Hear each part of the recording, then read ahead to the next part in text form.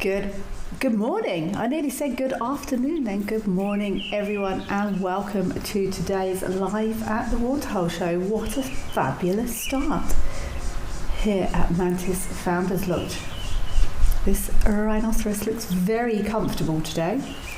My name is Kelly. I am going to be with you for the next couple of hours. It is 11 o'clock here in sunny South Africa on Friday the 21st of November. I actually had to check the date then. Thank you all so much for being here. I'm very excited to be back. Seeing how these fabulous areas that have our cameras have changed over the last few weeks. Always a exciting time of change this time of year.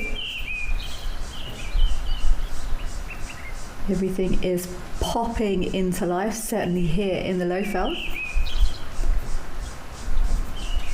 Please do remember, we are live and interactive for the next couple of hours. The best part of the show is you guys, everyone that is joining us from wherever you may be in the world.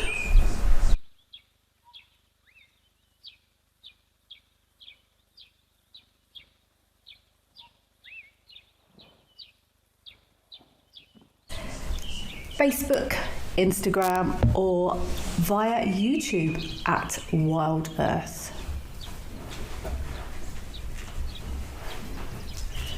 We love hearing from everyone out there, where you are, what you're up to. It is my favourite part of the show. Banterette, happy Feline Friday. It is indeed Friday, isn't it? I've only just... My days of the week are terrible. Maybe we will get lucky and get some felines joining us this afternoon. Catherine, hi, thank you for being here. Always a pleasure to have you with us.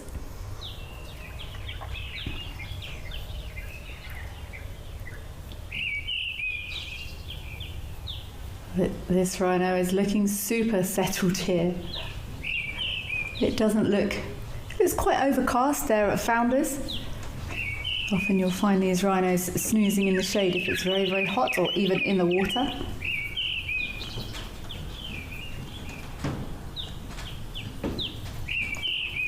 So I'm very excited to be back. I have been here and there, this and that. I've actually spent some time in England. So anyone that is joining us from the not so sunny United Kingdom, I feel your pain. I think the frosts have started there, the winter nights are setting in. Let's go across to the Serengeti. If you are struggling there in the UK, we are delighted to be able to provide sunny images and warming lizards to get you through those winter months.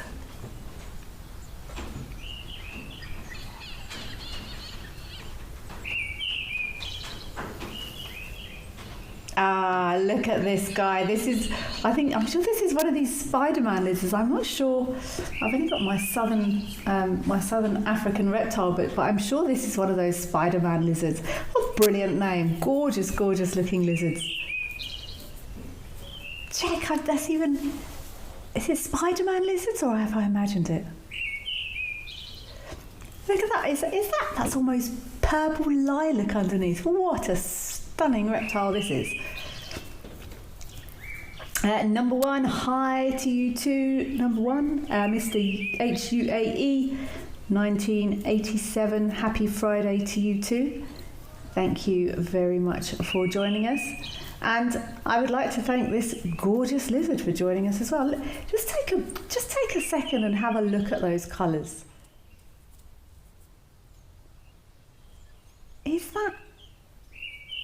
That's lilac under that chest there. Actually, I'm just going to open, I want to check, oh God. Oh, that's a shame. He was posing so nicely. Oh, there you are. Oh, look, he's doing his press-ups.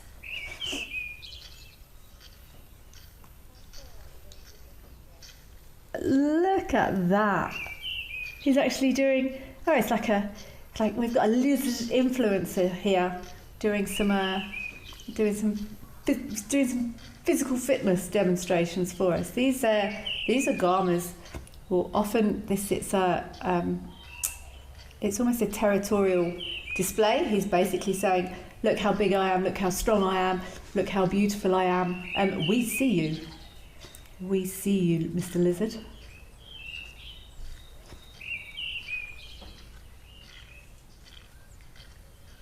Come, show us some more. Show us how strong you are.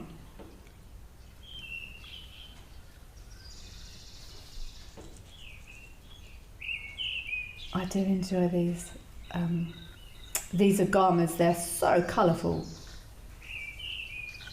I'm trying to look up Spider-Man lizard, and it's not giving me what I'm looking for at all. Lots of comic book feedback.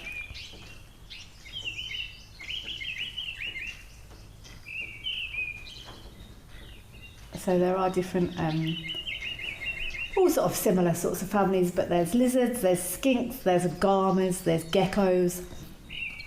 So all slightly different features.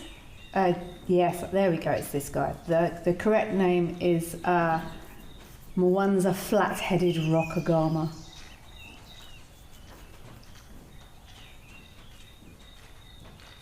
And males will grow increasingly colourful depending on the time of year. Same goes with many agamas.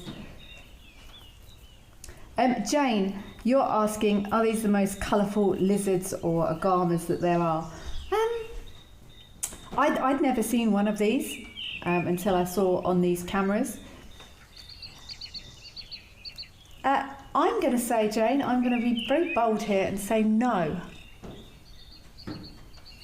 But I can't, what are they called? It's a chameleon. And I can't remember what they're called. There's a big type of chameleon.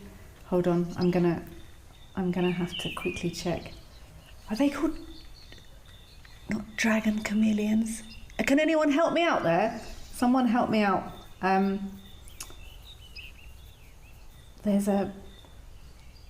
I can't remember. One of the chameleons, I can't remember what they're called.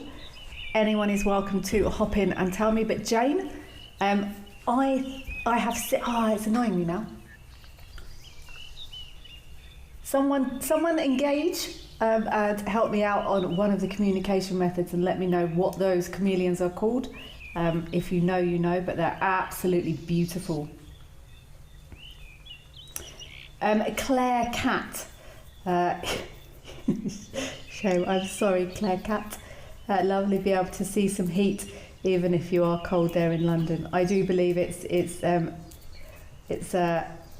somewhat chilly there at the moment.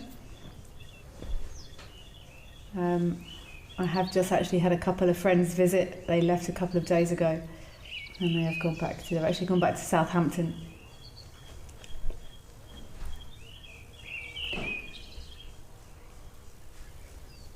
So I'm sorry, Claire Cat, but you are welcome to keep watching the cameras and heating up. Let's go across to Lantoro. I get very excited at Lantoro because I really enjoy that camera angle there, and we do often get some lovely views of some primates. So let's see who we have got across there at Lantoro.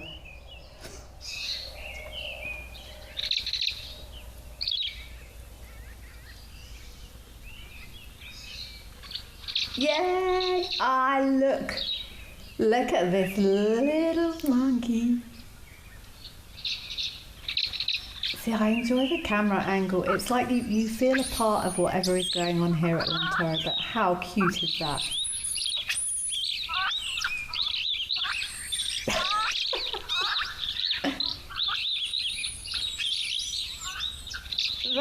that looked like a...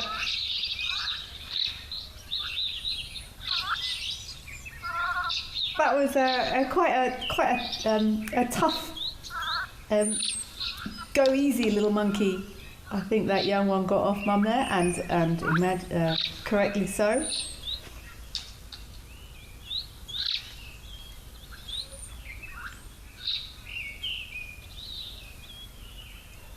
Look at that, look, she's doing some grooming.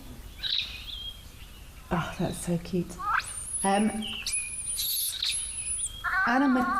Tazil, I think. 378, I think I pronounced that right. You're saying it's -1 there in the UK. I'm sorry, Tazil.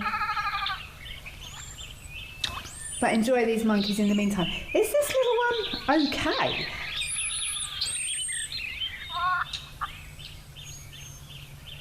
Let's just watch here a minute.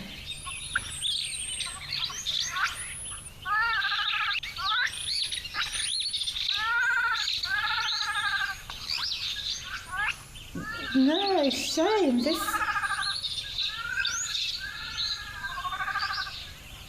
I don't think this little one's okay.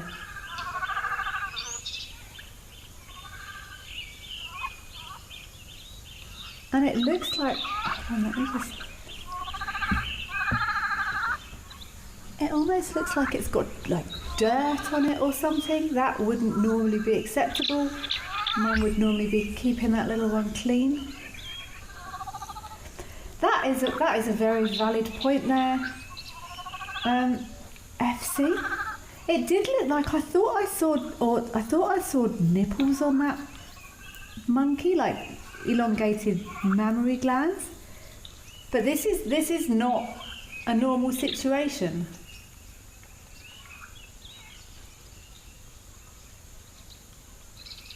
Look how grubby that little one is. Oh, okay, it's poking up. Maybe it's not, Mum.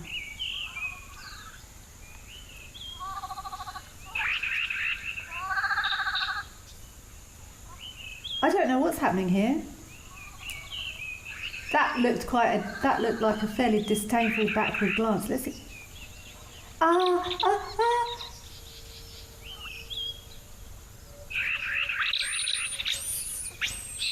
Was that the same monkey that came back?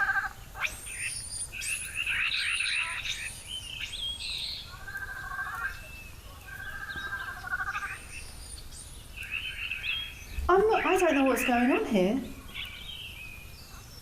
I'm not going to lie, I find it, unless you see sort of obvious bits, I can't right now tell you if these older monkeys are males or females, to be honest.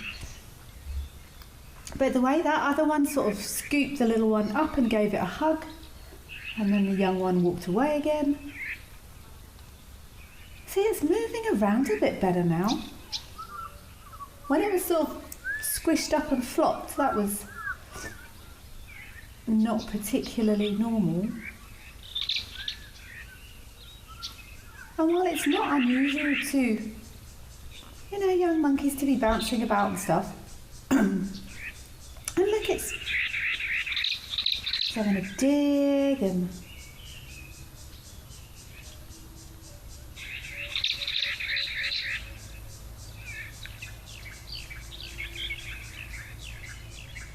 I've got no idea what's happening here.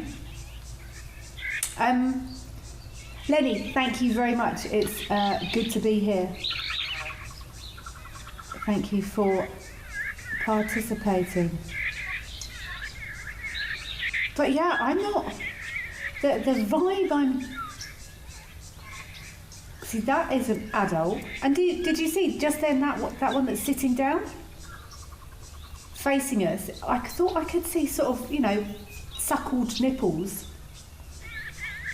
which would suggest, Mum, or are we seeing some sort of abandonment situation?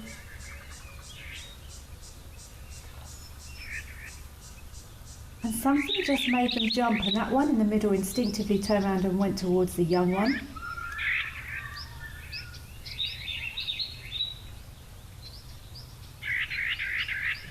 See again, following.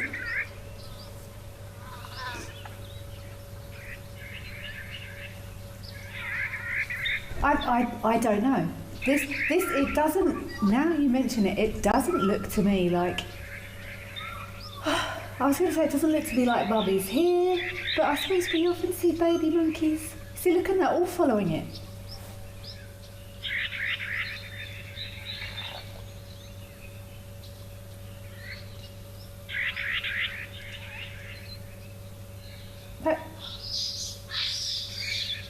There is one that's sort of generally... Yeah, I'm not sure. When it was sort of flopped over, see that was picking it up again now. Maybe it's just some independence training.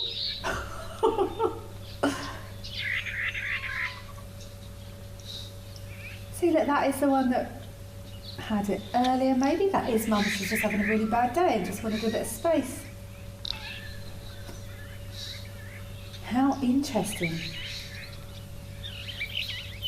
Animal lover. Maybe this monkey was orphaned. Possibly animal lover. Maybe there has been an incident in this family of monkeys. But see, that's gone back to being completely normal again now, look. Huh. Well, I think we will have to watch this space. But oh, that was quite exciting. When that little one was all flopped and sort of squished up on that other lap, I was fearing the worst. But what a fascinating behaviour to watch. My gut says Mum was just having a bit of a break, I think. But maybe we'll never know. Let's go back across to our Agama, have a look and see how his physical training session is progressing.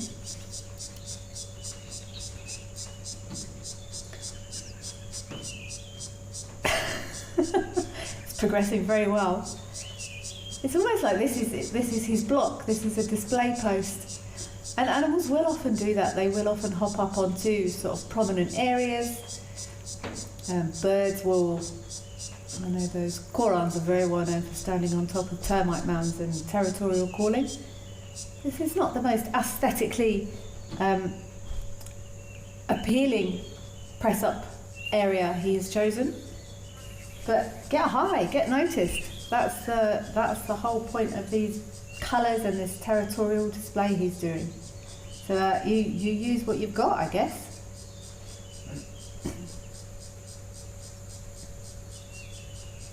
Shame, Catherine, you're sitting in the freezing cold and snow, ready to leave for SA on Monday to come and warm up. Come join us, Catherine. It's actually quite cool today. It's 23-ish, somewhere around there. But yeah, when my friends were visiting, we had one day and it got to 41 in the Lowveld, and the next day it poured with rain and was 16 degrees. I said, what on earth is wrong with your weather?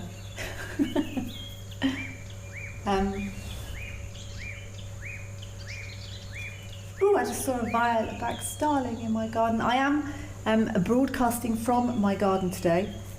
I have just put up some 2 birds' nests, support local. So I'm avidly waiting for someone to take up residence in my nest. I think that would be lovely. Let's go across to Elantoro. I think there's some baboons that have now joined the party there. Let's have a look and see what they are up to.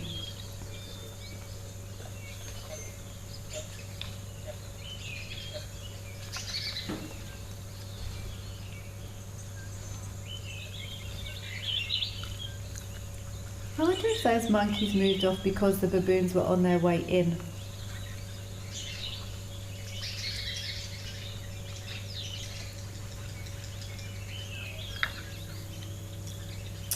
Andrew, Maria and family in Sydney, happy Friday to you too.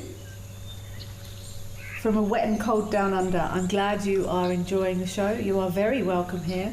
It's amazing to hear how far-flung the people are joining us from.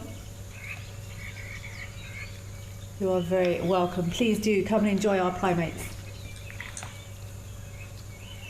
But yes, I'm not going to lie, I do have binoculars at my side. I have supported local and bought a couple of sort of woven birds' nests from the side of the road, and I've put them up in my garden. And I'm deeply excited to see who comes and visits, so I'm bird watching and baboon watching simultaneously at the moment. it's fascinating too. It's a genuine. I've got a genuine love of nature and wildlife and all things nature based. And I think it's incredible that we can observe so many behaviours on these cameras with no disturbance whatsoever. Oh, Catherine, you're saying there was a very sick monkey taken by management last week. Maybe that was Mum. I wonder if it was. But I guess only time will tell. That little one is very small. It was a really interesting interaction though. There wasn't any aggression there as such. There was a bit of a sort of shove saying, back off a little bit to that little one.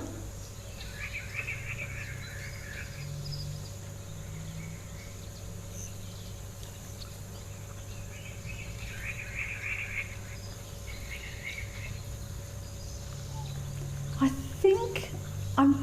think vervet monkeys allosuckle. So maybe if Mum isn't around anymore, maybe other members of the family group who will be able to care for that little one.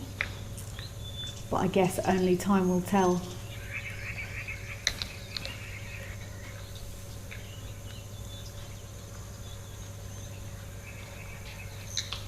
I do enjoy watching these primates. I find them very easy to interpret, to relate to. I think primates and our domestic dogs I find the easiest to read body language for. But when you spend lots of time watching animals, and there are quite a lot of similarities actually, even across a lot of the species. A stiff tail isn't normally a sign of a relaxed anything. So there are lots of similarities in body language across different species.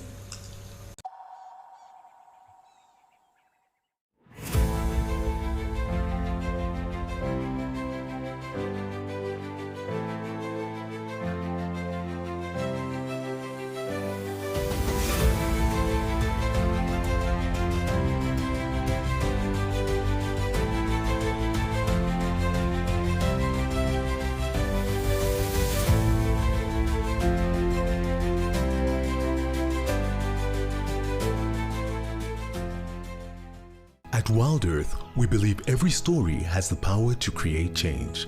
That's why we've launched the Wild Earth Impact Foundation, a non-profit dedicated to conservation and social impact. By showcasing conservation stories, we can change lives, protect nature, and empower communities. We have partnered with Empowers Africa to accept tax-deductible donations from US donors. Your donation will help fund critical programs that support our mission. Join us and be part of the change.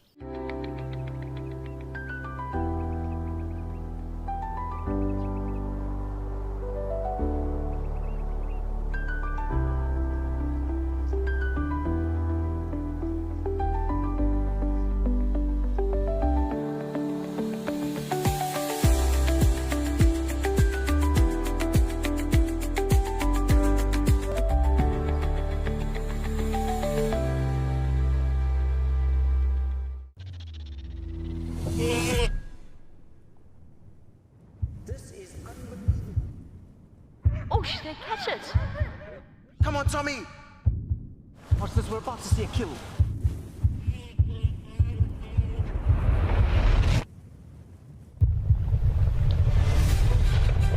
You can see how close he is from where I am.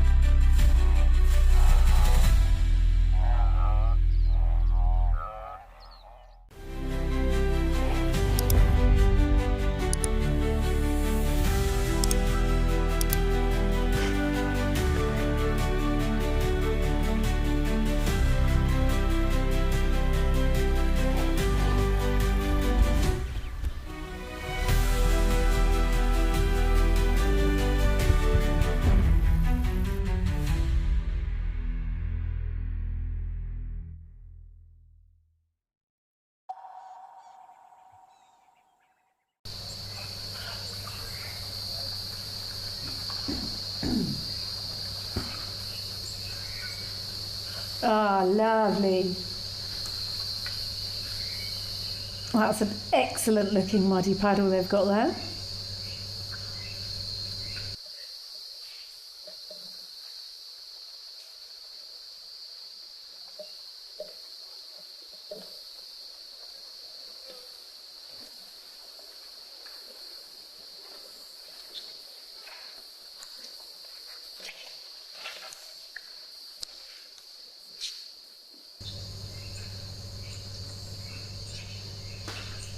Everyone's sharing quite nicely.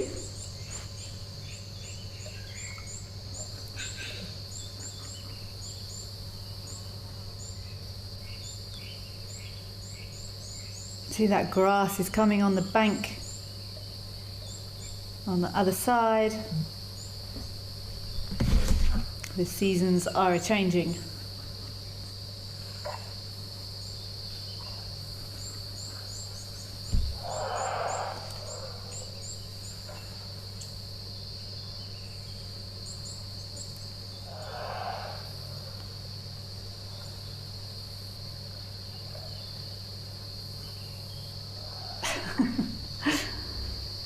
Joe, what an interesting question. Joe, you're asking if it got cold enough, could elephants become mammoths again?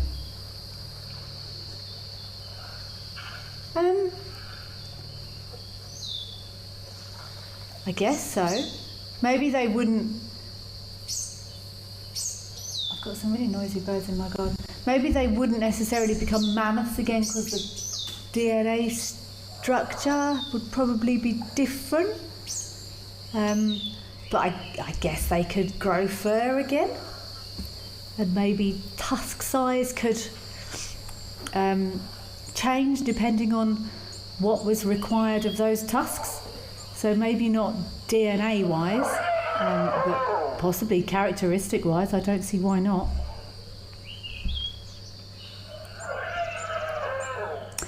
Sanjeev Roy, I saw that picture too. You said yesterday you saw a fantastic photograph of 30 impalas walking across Crocodile Bridge. I also saw that photo. That was very pleasing to me. They were very lined up. I enjoy straight lines, which in nature don't happen very often. My ultimate goal is often nicely lined up zebras. That makes me happy. But I also saw that photo, Sanjeev Roy. Mercedes Bean, hi Mercedes Bean, lovely to hear from you. Greetings to Wild Earth crew and chatters, and happy Friday. It's good to be back. Thank you for being here with us, Mercedes Bean. I'm super keen to see what's been developing on our cameras. And Duncan, good afternoon from Kenya. Thank you for joining us all the way from Kenya, Duncan. Very hot weather there. Yeah, we're not seeing well, we have, but today anyway, we are not seeing our brutal low fold temperatures as yet. Look at this. Oh, I just want to see if this elephant going to go absolutely crazy in this water. I love it when they get very excited when they're kicking and throwing. And let's have a look and see if he's going to get really into this mud here.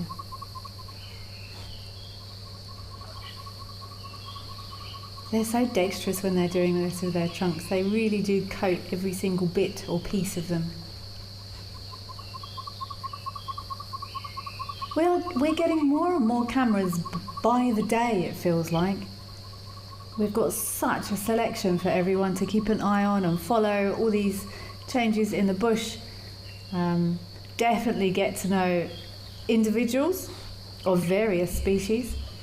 I know we've had resident snakes, we've had resident elephants of places.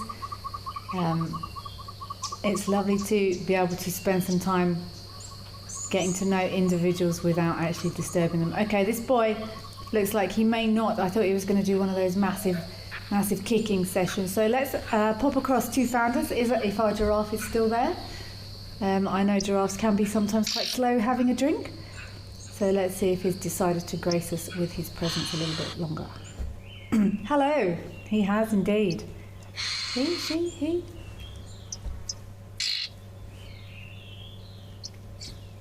This is going to be an awesome angle to watch this from. I always feel like I have to talk quietly when giraffes are drinking.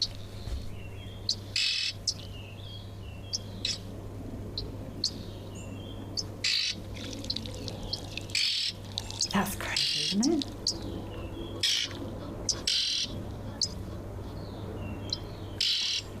Oh, we've got another incoming. Are we going to queue nicely? The slightest thing can disrupt these giraffes having a drink.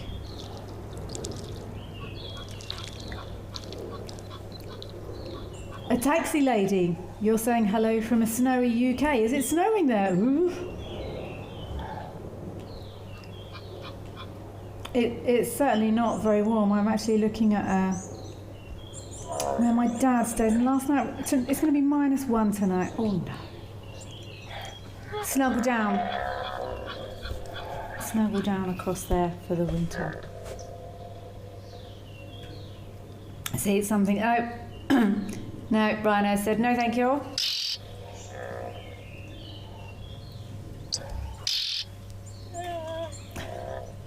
No drinks for giraffe just now.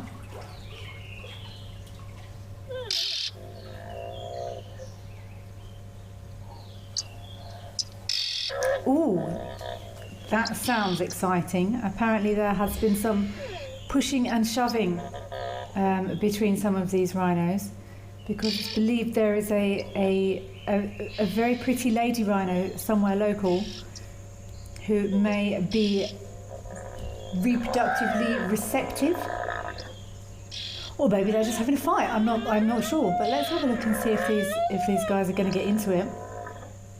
There is rhino fights can be quite aggressive.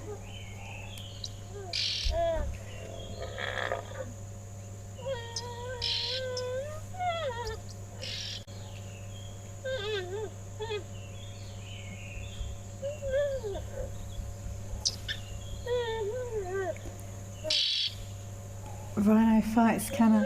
Oh, okay, there we are.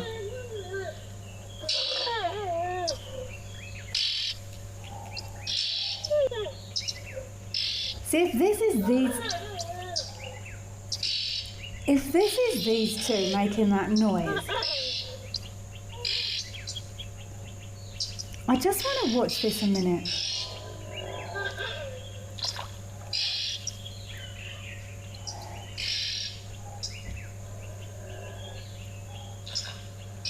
I'm just trying to see what's going on here, because those sounds to me wasn't really two big males having a proper fight.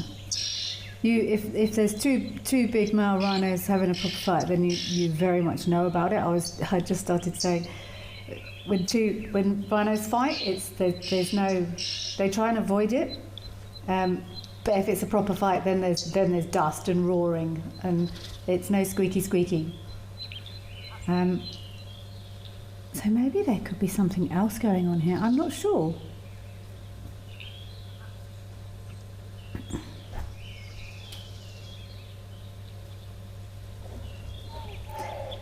Harry Lolly, thank you so much for being here. It's fantastic to be back here on... see, this is looking more... There's kicking dust. This is looking more like proper rhino male fights. And look, there's scent marking there, okay? Harry Ollie, it's wonderful to be back. I have missed these cameras. I have been watching my own waterhole cameras. Waterhole, I say bird bath. Okay, that was sounding more...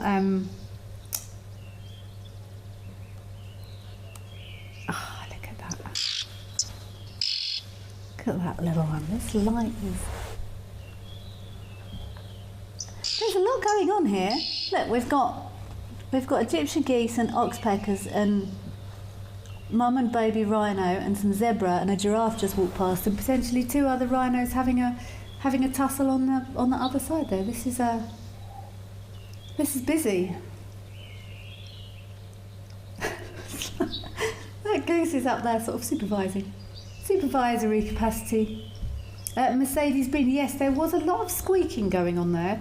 That's what made me curious as to what was actually happening. When I could be wrong, but when I've seen two dominant, proper fighting male rhinos, there's no squeaking. It sounds like lions. It's proper roaring and shouting, and that squeaky sound is more. I associate that sound more with. Well, almost more little ones asking for a drink. But I could be wrong. I'm not sure who. I haven't been following this camera for the last couple of hours, so maybe there is some proper. The goose just said no, too close. I don't know if anyone else can hear that African paradise flycatcher. That's here.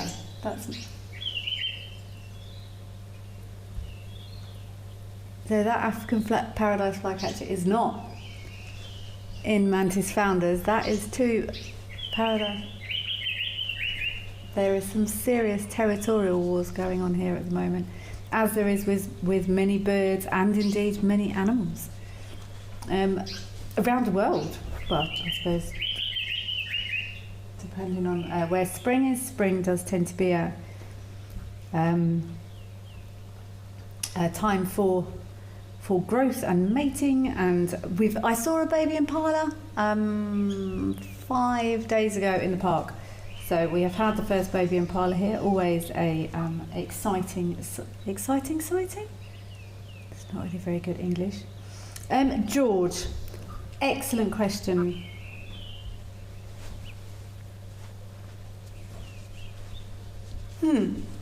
Yeah, we will await the arrival of baby impalas here. They will be coming.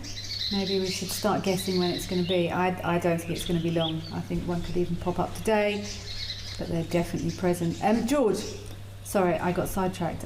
Which mammal do I think has the most brutal fights? Wow, they can all be pretty brutal when they're into it.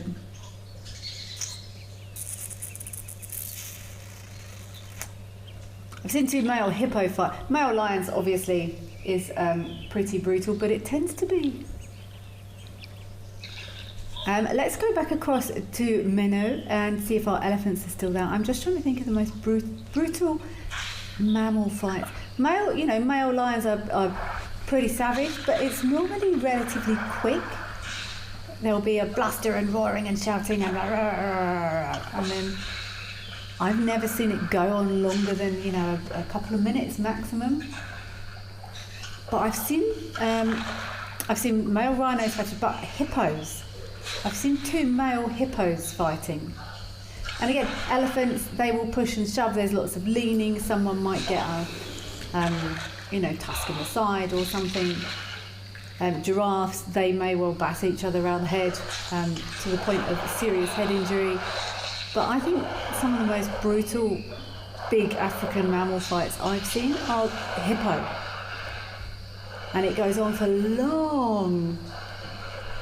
And there's blood and there's stabbing and various other horrors. But I would love if anyone else has any swim time. If anyone else has any further comment on that, please do feel free to let me know what brutal mammal fights you've seen. But yeah, the one that sticks out in my head is probably hippo. Just for extended period and damage done, I think. Penelope Kenyon, hello Penelope Kenyon, thank you very much for being here. It's great to be back. I'm glad you are enjoying having me back to join my ramblings for quite a bit over the course of the rest of the month, actually. So get your teas and coffees ready. It's lovely to be back. But yeah, let us know your most and I suppose if you're in other countries, on other continents, I have the most experience of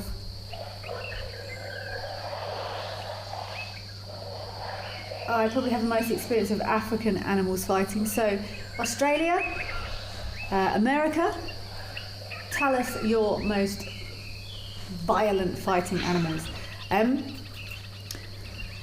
think, shall we pop across to, there's 2 woodpeckers in my tree.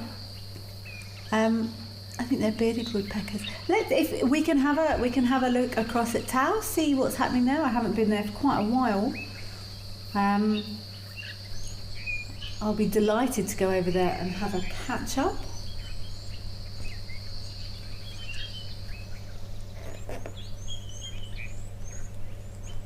Right. Well, let's have a little scan around here and see what we've got. I just need to. This is terrible, but I just need to quickly identify this woodpecker. I think that's a bearded woodpecker in my garden that's being chased by a bauble. Right. Okay. Let's all have a good look in this piece of Tau. If I had a touchscreen computer, I would zoom in, but I do not, so... Didn't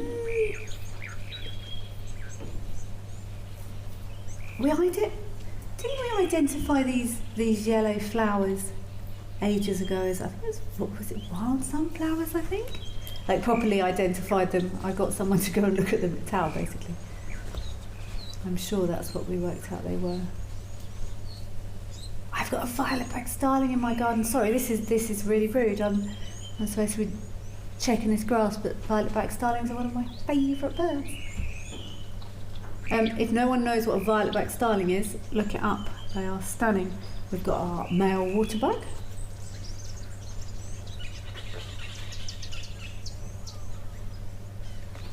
Surveying his turf, or is he surveying something else maybe? This is not a huge male waterbug.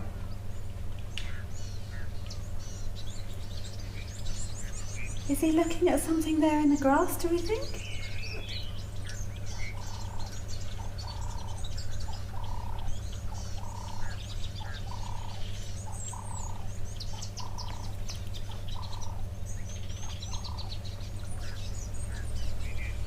Right, so we know that some lions went into this area. What we are trying to establish is if they are still there. So in an ideal world, they're going to come rushing out and chase this waterbuck.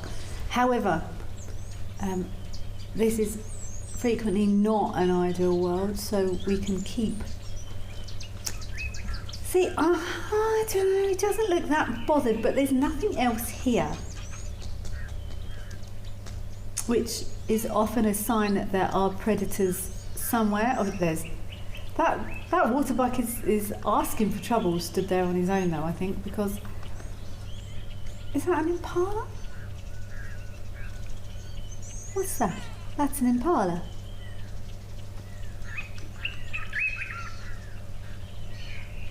Also possibly foolish if there's lions in those bushes, which does make me slightly wonder if they're still there. Because that impala is not even looking that way, but that is, I often say, people say, oh, there's no predators in this area.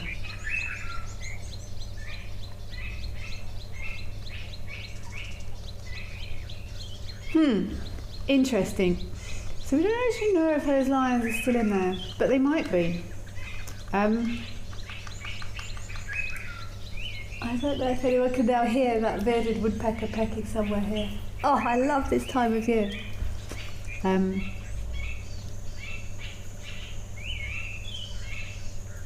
Oh wow, there's been lots of lion activity here at Tau. Clues in the name. Tau obviously is the Tswana word for lion.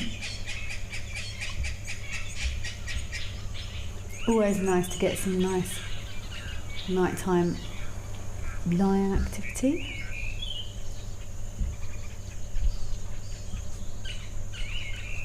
Let's head back across to Lentoro. We will definitely keep an eye on the tree line here at Tau. People do often say, you know, oh, there's loads of antelope here and there's no predators here, and I invariably respond with, that's how they catch stuff.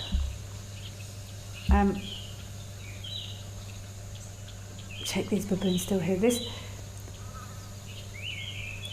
If this violet-backed starling makes its house in my nest, I'm going to be the happiest person on earth.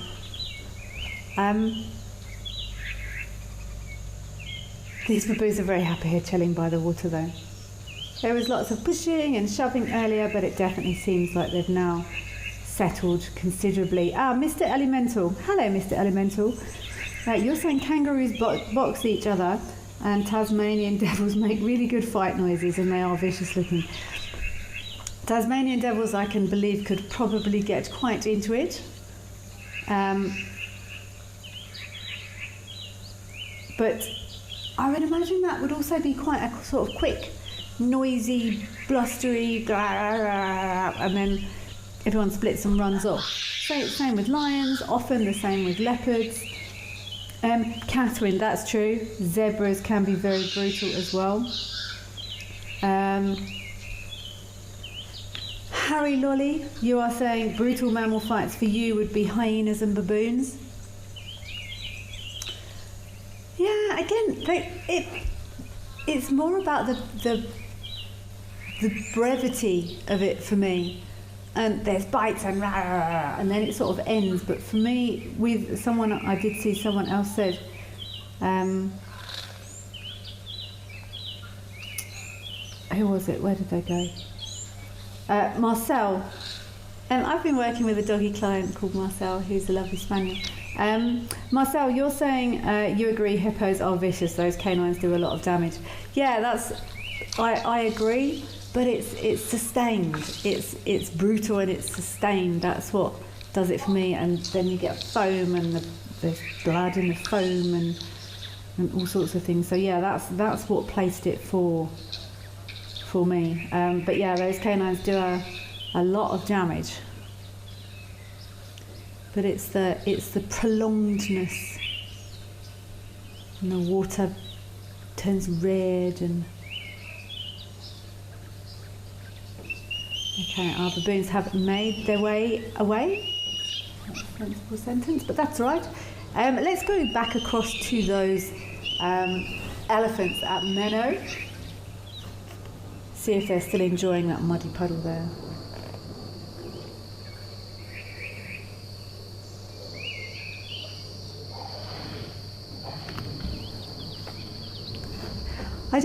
I don't think I'm going to be able to do this tomorrow from outside again because I'm deeply distracted.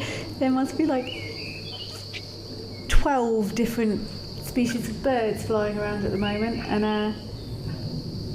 I find it very difficult to concentrate when there's lots of exciting birds. Okay, Mercedes Bean, you're saying American violent fighting animals are bears, wolves, mountain lions and coyotes. See of those, yeah, again, it's going to be high damage, maximum damage, but quick. I would imagine there'll be a bite to the bears. I think of those bears might go on the longest, but there's brief, violent rippings and bites, and then either one's dead and one's won, or everyone runs off in opposite directions.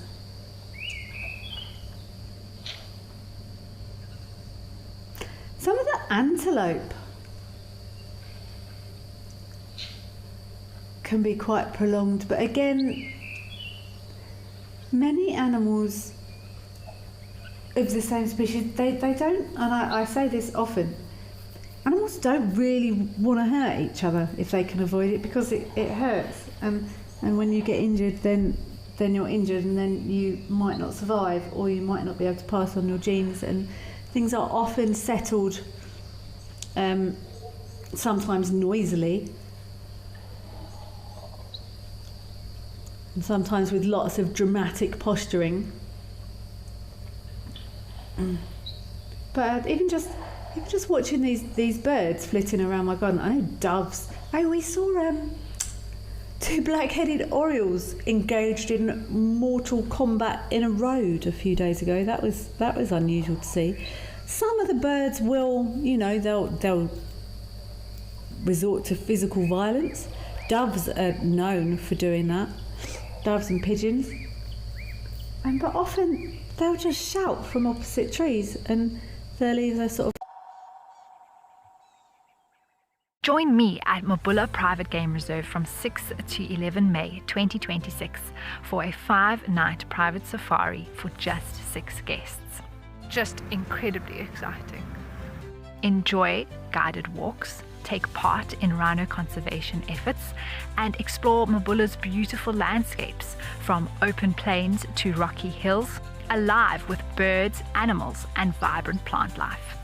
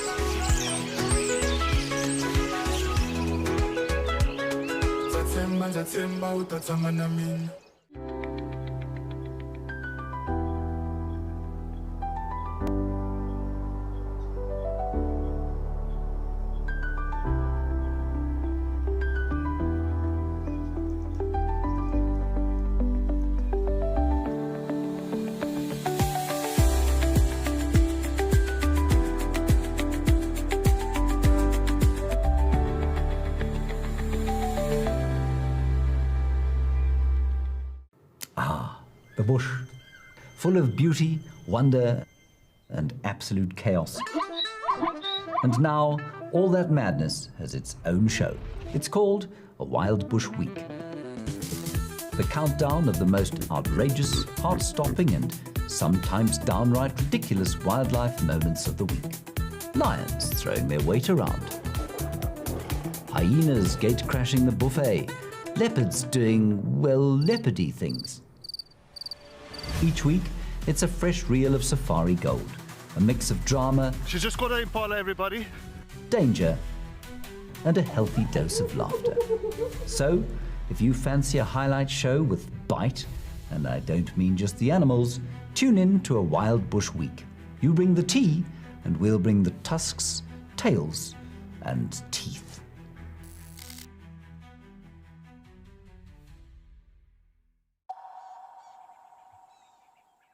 Everything absolutely pops at the change of the season. Oh wow, look, that looks like a Goliath heron there. That is very, very nice. Is that a Goliath? Yeah.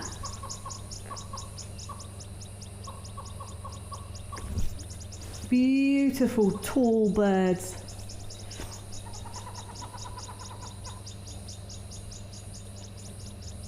Oh, everyone must be so happy now the water levels are coming up. We had super excitement yesterday. I'm not sure if we've got any keen birders watching or listening, but we had reports of a local Narina trogon yesterday, which was very exciting. Again, if anyone wants to have a look, if you have a look at a Narina trogon, very secretive bird, quite area specific, not easy to see, very, very pretty. I mean, very, very local yesterday, and people were trying to get out of work and going, oh, keep an eye on it. Look at this glorious Goliath heron doing a little bit of grooming there, and it looks like a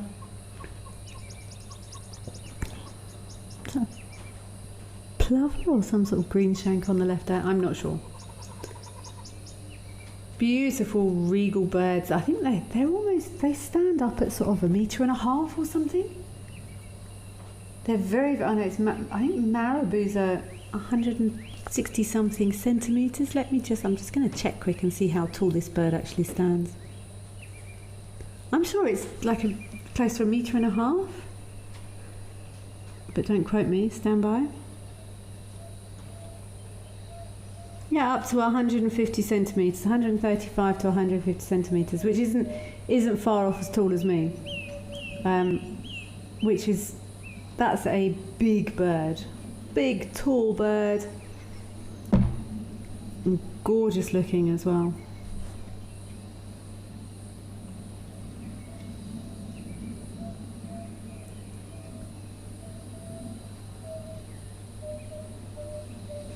Johann Oberholzer. I hope I've said that right. Or Johann Oberholzer. Yeah, it's Johann. I love this time of year too. Everything looks different every day. It really, really does. But yeah, I don't think I'm going to be able to stay outside tomorrow because I'm super distracted by all the birds. When I should be focusing on... That looks like it's a sandpiper or something at the back there. Or a green-checked sandpiper. I think it's one of the... Possibly, just running out the way. Possibly a wood sandpiper, but I'm only going to go as far as saying that was a sandpiper that just ran away.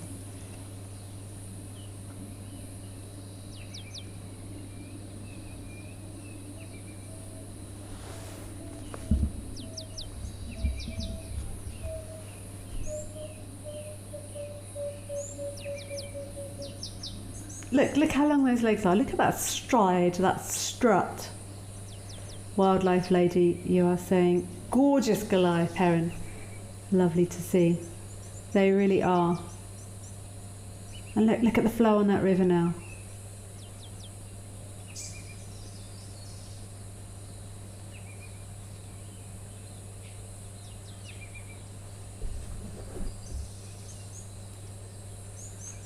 We've also got where I said there's some fabulous birding. We've also got a local finfoot family. And if we're very, very lucky, they nest not too far from here. But yeah, I sort of forget how amazing the birding is in the summer while we struggle on through the winter months. Melanistic marble. He has got some big, she, I'm not sure, some seriously big feet, this Goliath heron. Gorgeous russets across the back of the head, sort of that streaky chest and almost a gunmetal grey body. Very distinctive, these birds. But yeah, look at those, look how big those feet are. But I guess things like this, it still surprises me, but look how skinny his legs are. This is about, and I just saw when I checked, this bird can weigh up to 4.3 kilograms. And those tiny skinny little legs, so I guess you need some fairly well-sized feet for a bit of extra balance there.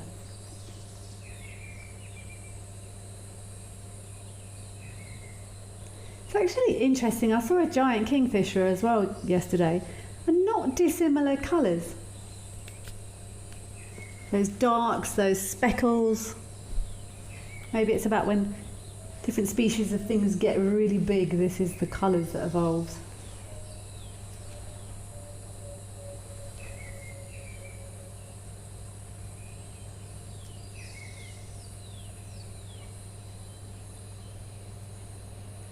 I also just heard, just before we actually went live, that let me get it right, the grey-backed and the green-backed Comeroptera are going to be classified as the same bird, and they're going to be called a bleating Comeroptera from a pretty reliable resource. So it will change for the birds again. A bleating Comeroptera. And I think one of those two Comeropteras used to be a bleating wren warbler. But yeah, so no more green-backed and grey-backed. They're going to be a bleating Comeroptera now. Same as I believe also a black-winged and yellow-billed kite. Hold on, what country am I in? There's kites in England.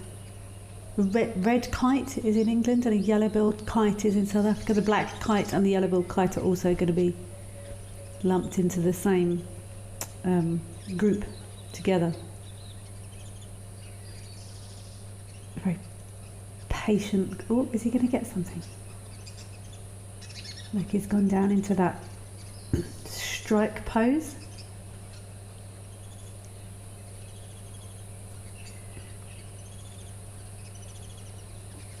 Are we going to get to see a kill?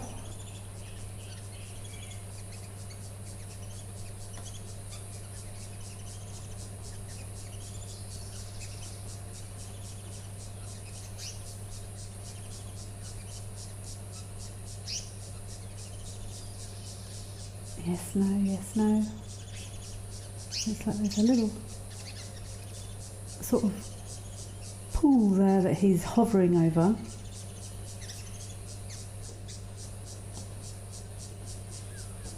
Could there be a little fish in there that he's going to grab?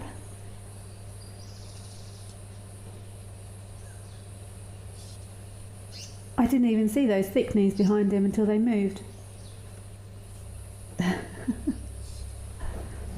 We've been seeing lots of snake activity where I am as well recently. Lots of snake activity. Had a couple of people see mambas. I actually had a boomslang yesterday as well, up in the trees.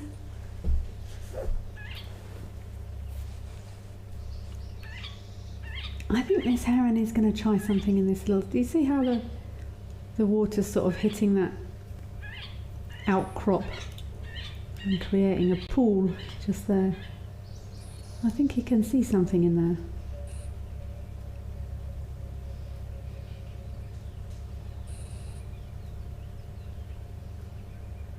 I love watching those slow motion clips of things like herons hunting or kingfishers diving.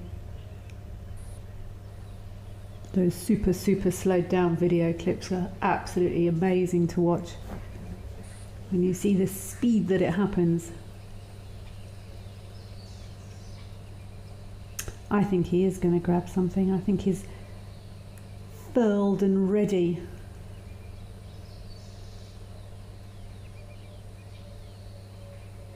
Furled? Is that a word? Yeah. I know you can unfurl something, but can something be furled? Waiting to unfurl?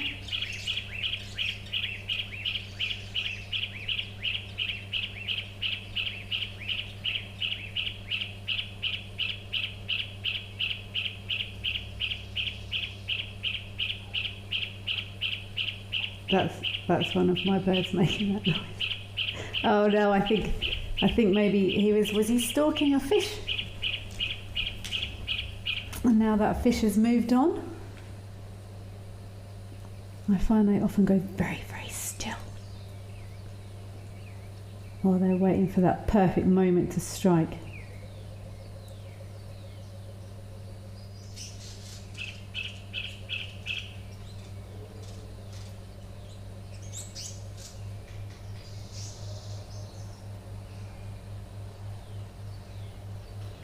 Amazing that we can sit here just quietly and just watch these herons, or this heron, stalk without being a disturbance, without casting shadows on his water. I'm not a fisherman or a fisherwoman or whatever you want to call it.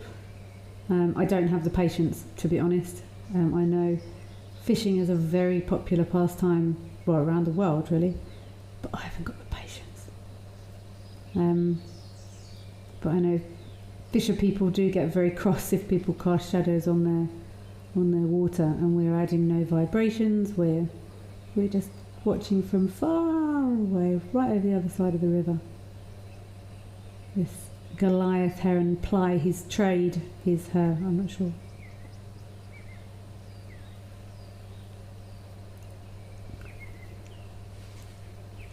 Patiently waiting for the perfect second.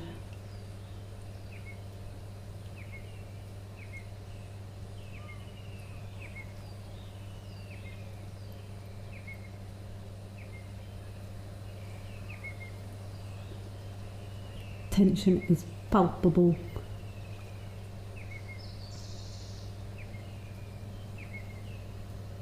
I cannot believe that change at Menno.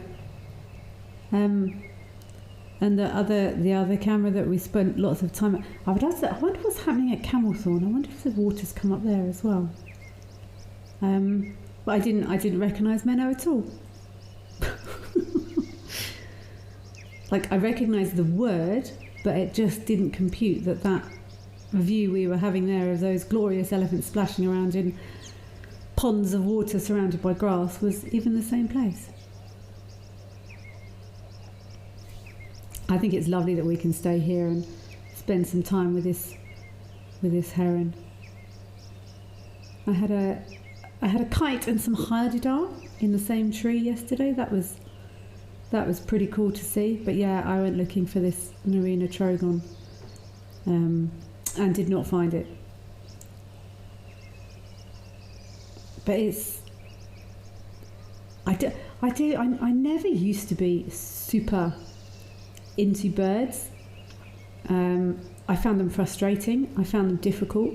But for one of the levels of qualification I did, guiding qualification, you had to have a certain different exam. You had to pass a different exam and a different slide and sound test for birding before you could complete.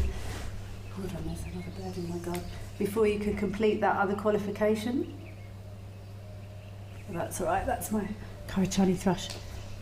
So I had to do it. I was forced to do it, otherwise I wasn't able to complete it's an FQ4 now, old level 2.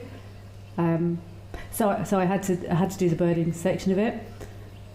And I just spent a long time, looking at books and looking at slides. I made myself slides to practice. My bird app, I made lists. I used to play the bird calls again and again if I was driving long distances. I played them in the same order, so I would just let them scroll in the car, just played them like I was listening to a radio. When you start getting an understanding of them, and then you start, you find it easier lots of people would recognise the shape of a heron, just because it's such a distinctive shape. It's the same principle with the other birds. A lot of the little teeny tiny ones, they're either firefinches or waxbills or petilias or something like that. Once you've got some sort of level of understanding of the groups, then it makes it easier. I'm actually better with calls than I am with sight. And then you just little bit and gradually, and I never had I didn't have a life bird list because I know my personality, and I know I would get a little bit obsessed with numbers and things. Our heron has definitely decided that fish will not be his today. So we can go back across to Lentoro and see what's happening there, or someone with a view on all the cameras. We can go wherever you'd like. The baboons are back, lovely. I did not have a bird list because I know I would start getting obsessed with the numbers and adding and checking and rechecking. And then someone actually tricked me into having a bird list. We went on a trip to a unique forest biome, and they said, don't you want to record the birds you've seen? And I was like, well, what if you don't come again? So I said, okay, fine, I'll record these birds. And then a different location, different biome, different unique topography, and they said, what if you don't go? And I said, okay, so I recorded those bird species, and there's a function on the app where if you slide it across, it creates a combination of all the lists, and then suddenly they slid that slider across, and I had a life list. So unfortunately, I now do keep a bird list, to my annoyance. It's woeful because I actually only started about 3 years ago, despite the fact I've been here 12 or 13 years. I only started my bird list a few years back. That's a nice little silhouette there at Lantoro.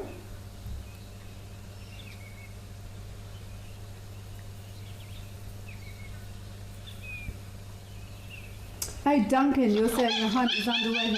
Yes, and Taxi Lady, thank you. You're saying the fish tend to congregate at the lee of that flow. Yes. Possibly a harder duck? No, hammercop. That was a hammercop. Is this sexy time here at Lentor?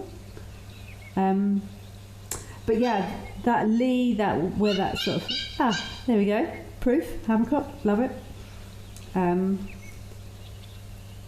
At the lee where that sort of water does hit that drift, and then it creates a little pool around there. So yeah, I'm sure that heron has got lots of preferenced fishing spots. Maybe this hammercop has too.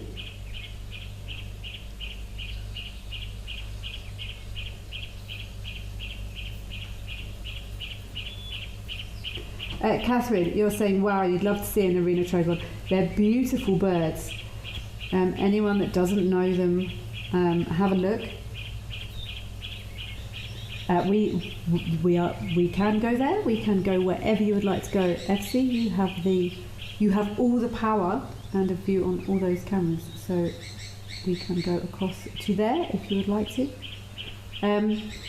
But Narina troglodytes, yes, I would definitely, if you don't know what they look like, have a look. But they're super secretive. They call, but if they stop calling, they're very, very difficult to see, and they twist their back to you.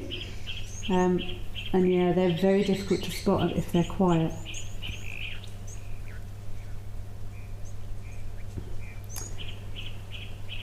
Looks like they might have had a bit of water up there in Medique, but still a little bit low.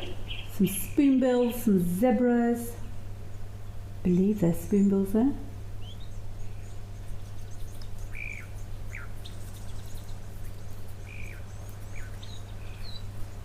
Oh, Spas. Don't ask me that. You are asking, have you got a bird list? Have I got a bird list, and how many birds are on my list? It's woeful, Spas. I just said I was really ashamed of it, but I have got one. And I have my bird list in my hand because I have been ticking them off here for where I stay.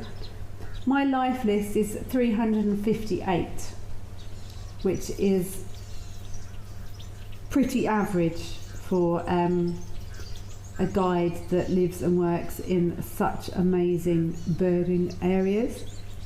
But it is what it is. But I'm still working on it. I've got my list split between the Halametzi. I've actually got a bird list in Medique. I've got a Medique bird list, seeing as we are here, of 67 species. Have I got spoonbills on my Medique list? Let's look.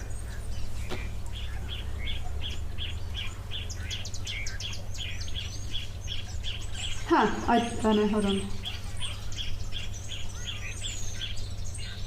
I do not have spoonbills on my Medique bird list. See, now, could I count that? No, I don't think I can allow, despite the fact that I'm looking, well, we were just looking at a spoonbill in Medique. I don't think I can count it. There's quite strict regulations around bird lists, apparently. I have been conditioned to this by an excellent birder. And there's quite a lot of rules and regulations around, you know, what's allowed, what's not allowed. And first time you see a bird, if it's what you call a lifer, it has to be done sight. So if you hear a bird that you've never seen before calling, you have to chase it around indefinitely until you find it. Otherwise, it doesn't count. Yeah, there's lots of very strict birding rules that I am normally mostly compliant to, although I will, if it's a bird I have seen before in my life, and I hear a bird calling in a new location, I will take it. Because my list, my rules, right?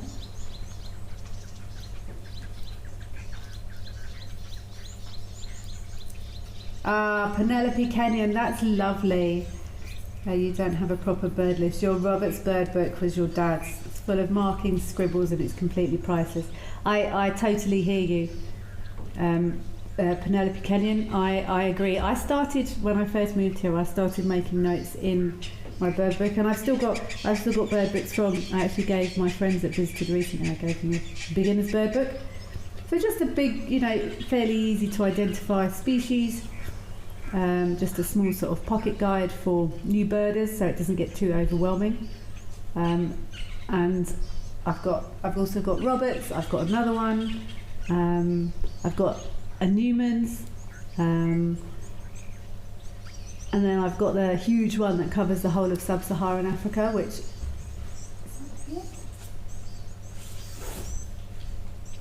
Yeah, I've got that here, because when we go to cameras in Kenya and Tanzania that I have no idea what the birds are, then I have to rely on it, or I rely on the support and assistance from other people that have excellent. Is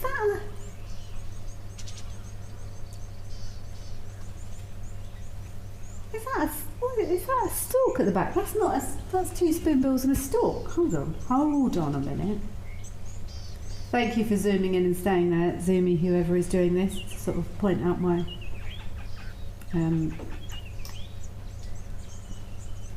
is it a stalk? I feel like that's two spoonbills and a yellow-billed stalk, but let me check. Is that a yellow-billed stalk?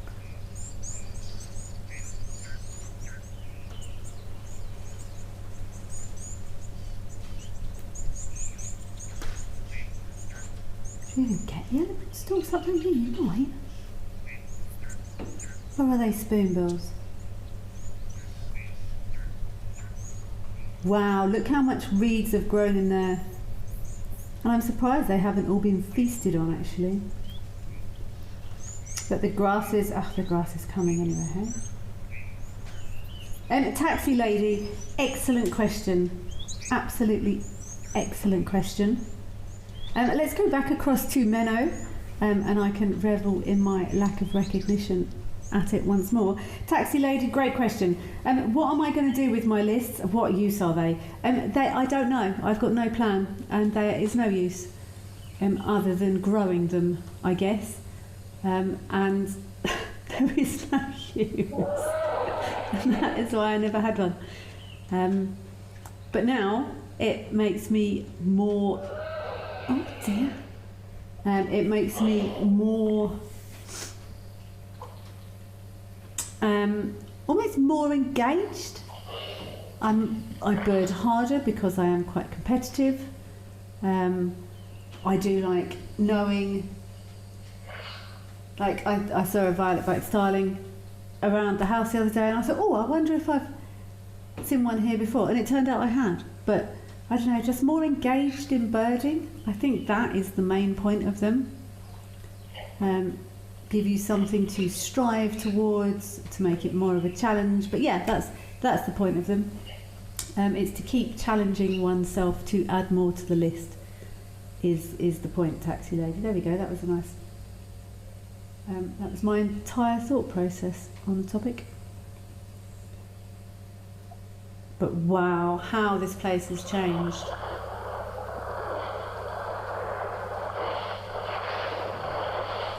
I would love to know how many mils of rain I've had here.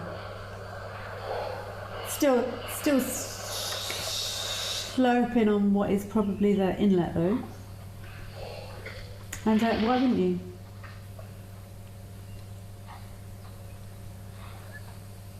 It's crazy when things, and I say this every year, and I'll say it again in the winter, and I'll say it again next summer. It happens quickly but slowly. You don't notice things changing, and then I think the best way of doing it is to take photos or screenshots of specific points at specific times, and then go back and review them. I think that's the best way to pick up those changes, because it's a sneaking, sliding change. I used to. I think one of the most noticeable things for me was when I was guiding 6-2s full time, and at the start of the rainy season I went on leave. That 2 weeks, a lot can change in that 2 weeks if you have a big downpour, sort of if I was going on leave. So there was a big big downpour, and then I went on leave a week later.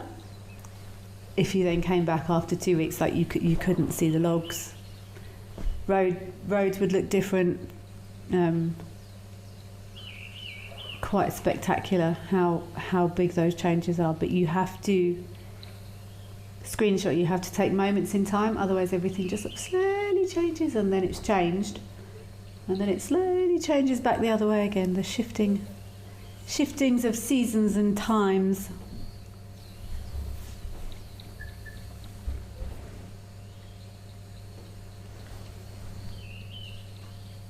Oh, these animals must feel so much better. So much pressure is off them.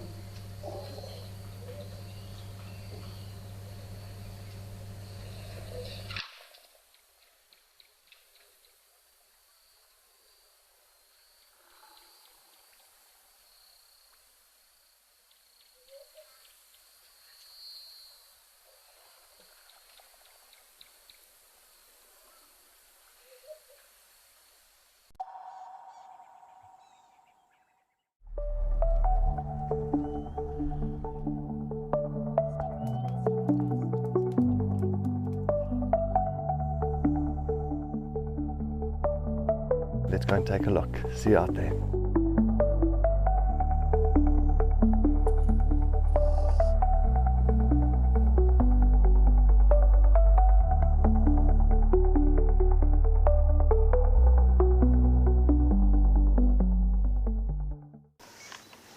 Even a hyena coming into the action as well now.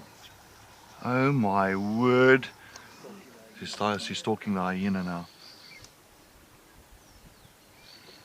Leopard, hyena, lion, all together in one shot. Whoop. Whoa. This is action-packed.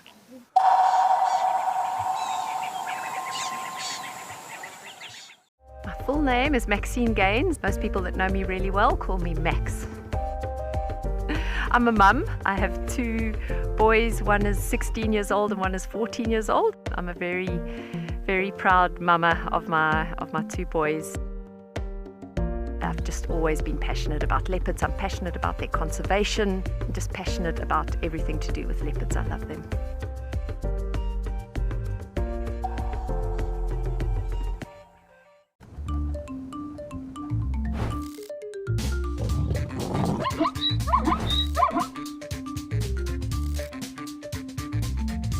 Morning everybody, thank you so much for joining us.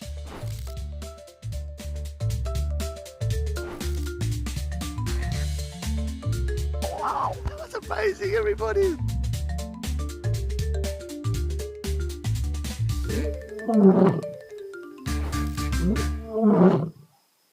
Every month, something wild lands in your inbox. From rare sightings and behind-the-scenes secrets to expert stories, seasonal changes, and exclusive travel opportunities, the Wild Earth Journal is your free monthly mailer, packed with the magic of the wild straight from the field. It's fun, it's free, it's full of surprises. Sign up now on the Wild Earth website.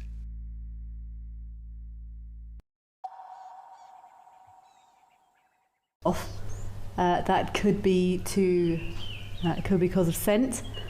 If there were a load of lions in there, I get a feeling that it would have been quite a dramatic response. I actually saw a clip earlier, and I'm fairly sure this is the problem we have now, is so things that are created disingenuously. But I don't think this was, and it was a warthog walking past a pride of sleeping lions, and all the lions just sort of did a double take. This warthog just trotted right past their noses. Let's go across to Founders, and I think we have a giraffe there, but we will keep a close eye on Tau and see if we get any activity.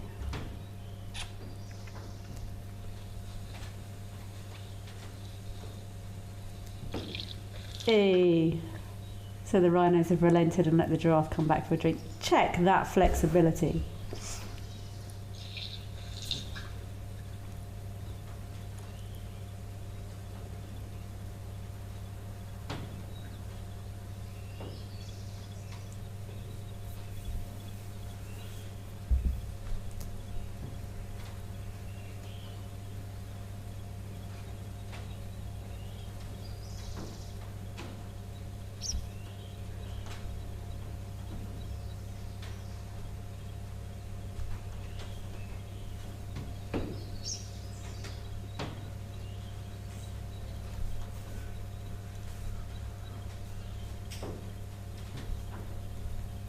That's a gorgeous image. Look at that image. Perfect light.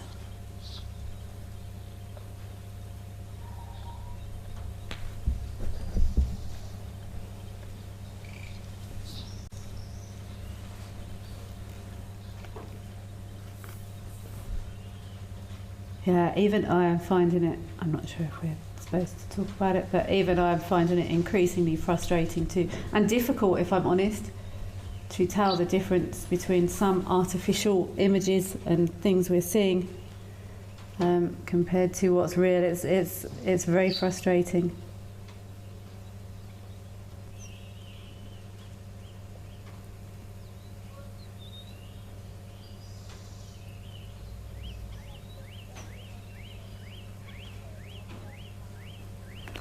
Let's go and have a look at this big elephant at Tau.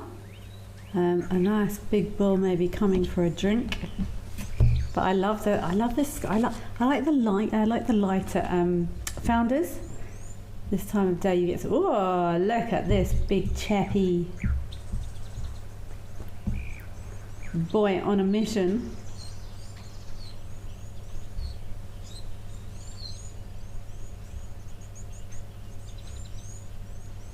Proper iconic Africa.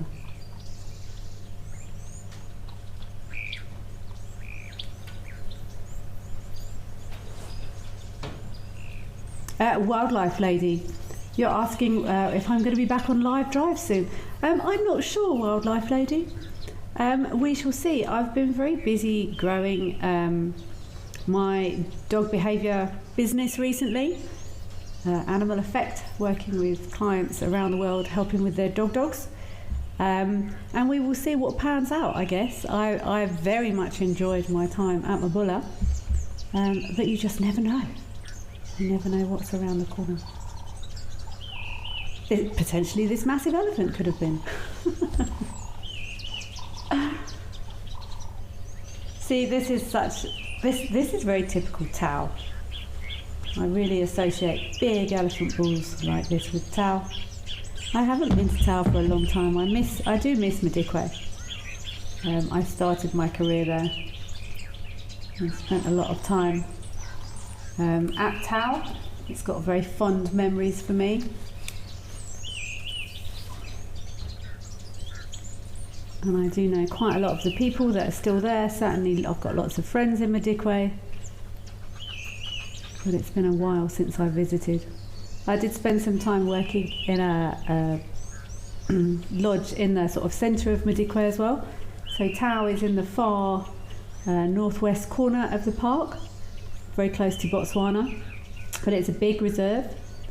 And I spent quite a lot of time also oh, there's a massive monitor lizard walking through my garden. There's another lodge sort of slap bang in the middle of the reserve that I spent some time covering it as well, guiding and running the lodge, which was very, very cool because it's a big reserve and it gave me an opportunity to see more of the sort of central southern sections down in the opposite side, because it's very difficult to cover the reserve if you're in a specific corner. So I think I've had a good coverage of Madikwe.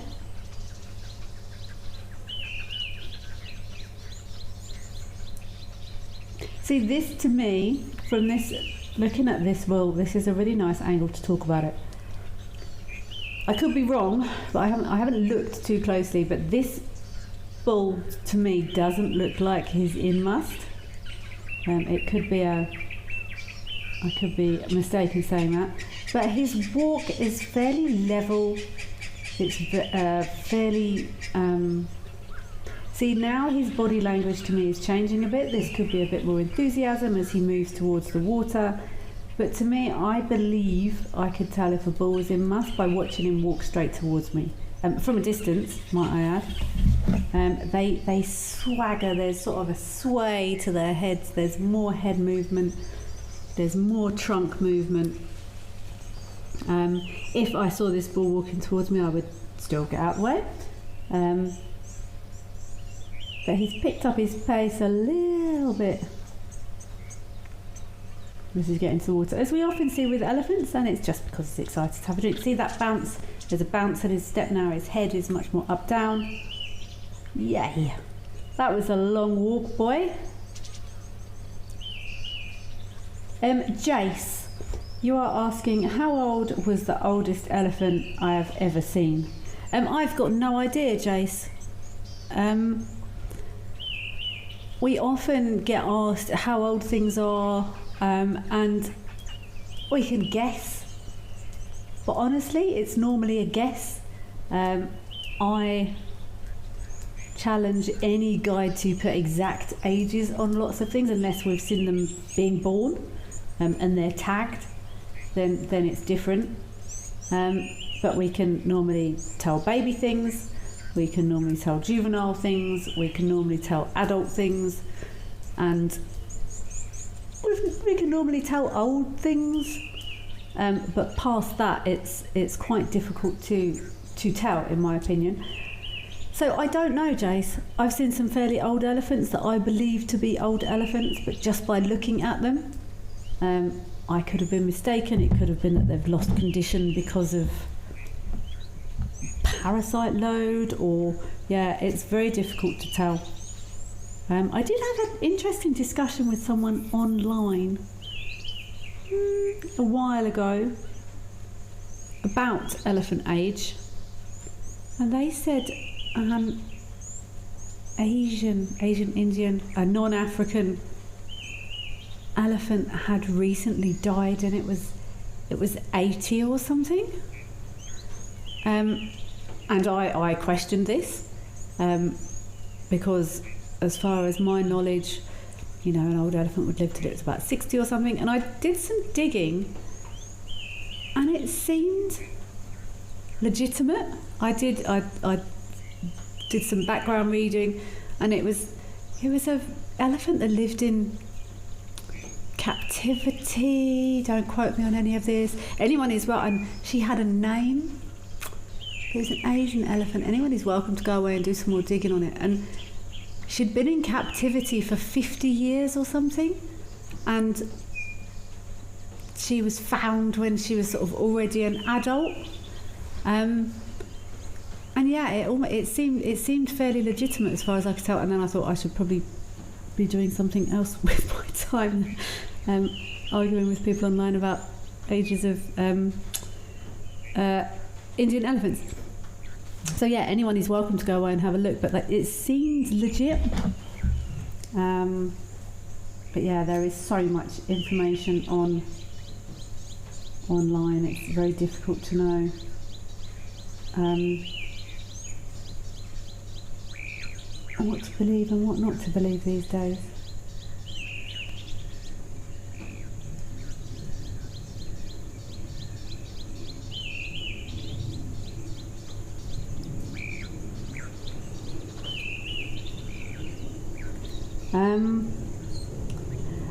Tobias, you are asking, do I ever miss working on a reserve as a guide full time? I do, Tobias, very much. It's a huge passion of mine, and I've been doing it for many years. But fortunately, I'm in a position where I can still get time in the bush, either with Wild Earth, or I sometimes freelance for other companies. I can sometimes cover lodges if one of their guides goes sick, or I can go and cover lodges to help with management stuff, and that's how I get my fixes. Also, I live very close to the Kruger Park. We can go into the park and see the animals there. I do working full-time in lodges, in reserves. It's a very unique lifestyle. It's normally 6 weeks on, 2 weeks off, and I did that for 9 years. You miss everything. You miss weddings, you miss funerals, you miss births, birthdays, because you work your 6 weeks and then you take your 2 weeks off, and that's the way it is. The way lodges operate is that's what happens. It's not like an office job where you can take a day off here or there. Things are normally quite remote. and you plan your life around your work. It's definitely a lifestyle more than a job. But it's quite hard. It is an absolutely amazing lifestyle, but it's very hot and it's very cold and it's very early, and it's quite hard work. Look at this boy getting stuck into the mud now. But I'm very fortunate that where I am, and I can still get into the bush. But I do miss. I've made some amazing friends in the industry. The guiding industry is quite a close-knit industry. Lots of people know each other. Lots of people know each other's business. And I've made some amazing friends along the way that you can still stay in touch with. But it does become like it's a family when you're working in high-pressure situations in wildlife and in potentially dangerous situations. You form quite close bonds with people, which I do miss. But I do like being able to do other things as well, basically. So I want my cake and I also want to eat it, if that's the correct phrase. But yeah, I was in the Kruger. I'm actually sitting here watching a Dacre eating something right now, and an elephant splashing mud on himself. So I'm still getting my fixes. I don't think I would be able to go back to my past life working in an office somewhere in Surrey.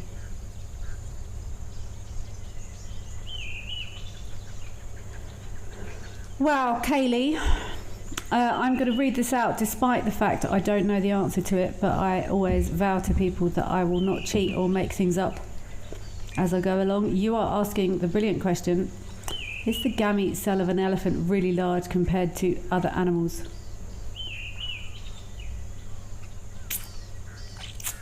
I don't know, Kaylee. Let's think sensibly.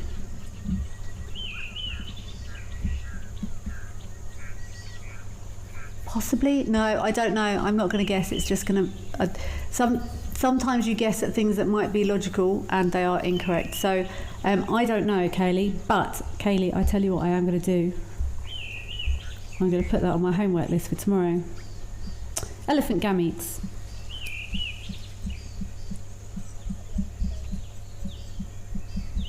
Elephant gametes. Kaylee, I'm going to do elephant gamete homework, and I will come and report back tomorrow. But that means, Kaylee, you must also be here tomorrow to get feedback. And I will investigate further. It's lovely watching this boy. Look how his... people often comment on the five-legged elephants. They do obviously have fairly large penises compared to their body size. But he has extended his penis there to cover it with mud. It acts as a cooling surface area extension. That's why that's happening. And he wants to cover every bit of him with that lovely cooling mud, including that bit.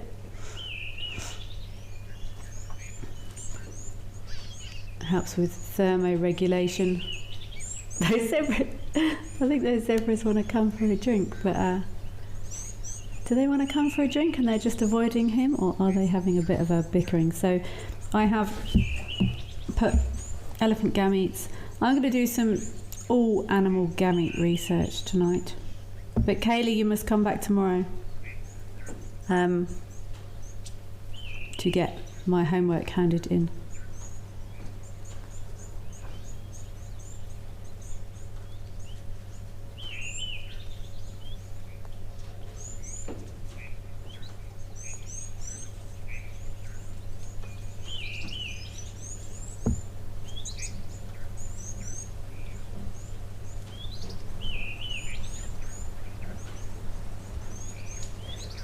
TK, you are asking, how much water can an elephant drink a day? TK, this is another sort of question that sort of over the years I answer less concisely, because there's lots of things in nature that depend on lots of things, and I'm learning this more and more. When I was studying for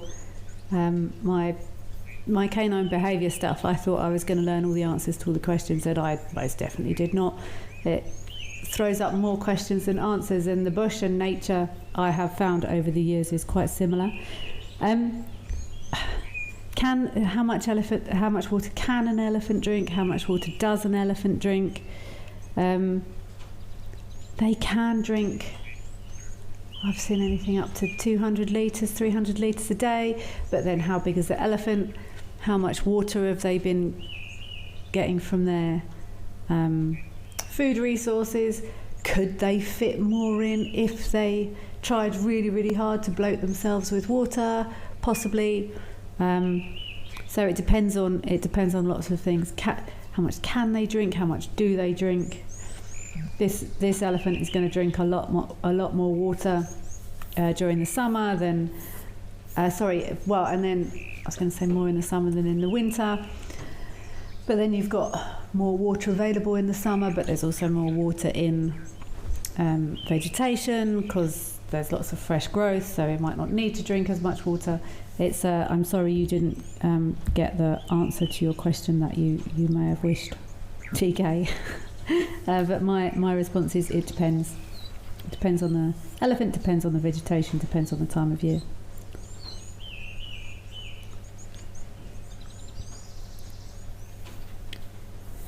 Taxi lady, hi.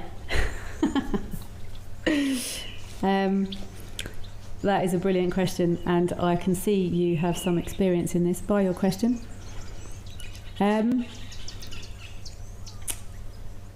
been working with humans and their dogs for about 4 years now. As you say, how long the question? What you actually said was, how long have I been training humans for?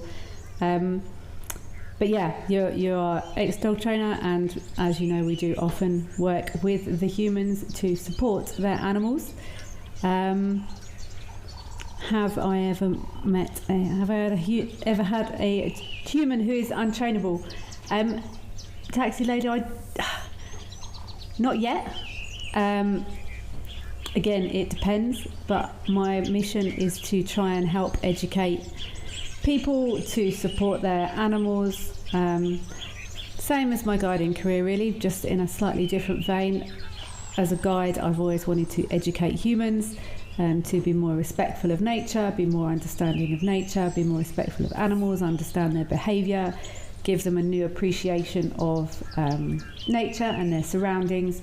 And same with my other profession. It's just about educating humans, just slightly more focused on companion animals, how they can be more understanding, how they can help their dogs to learn, any behaviour concerns, what's causing that behaviour. And it really is quite a natural slide for me actually after watching,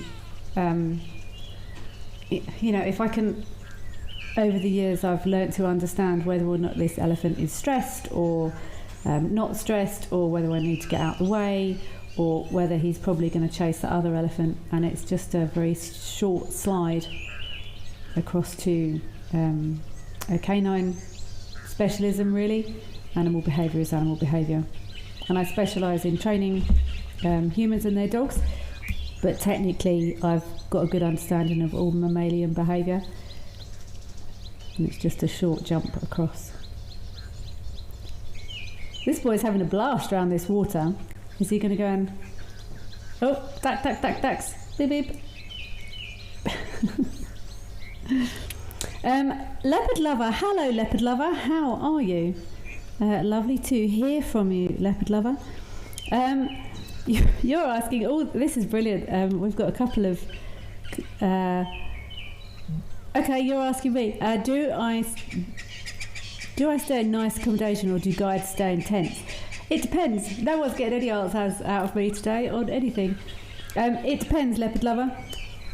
I have stayed in everything from the car right the way through to guest rooms and pretty much everything in between. Yeah, it depends. There is no hard and fast answer. I've found when you are full-time in lodges, the further up the qualifications you go, the further up the echelons of the lodges you go, and your accommodation tends to improve. as you go along that path. But yeah, I've stayed at everything from a tent I've thrown on the floor to the back of my car to like sort of a little hut, right the way through to occasionally getting to stay in guest rooms. Mix it up.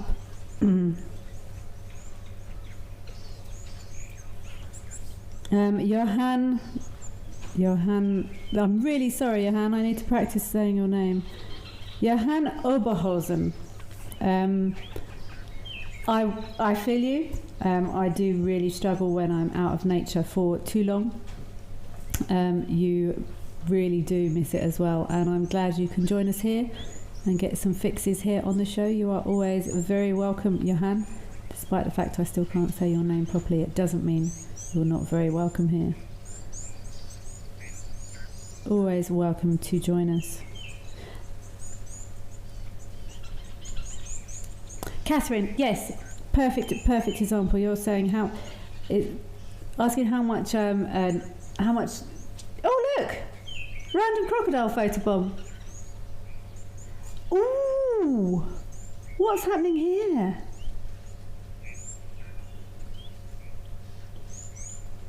Never seen this before. What's happening? No way!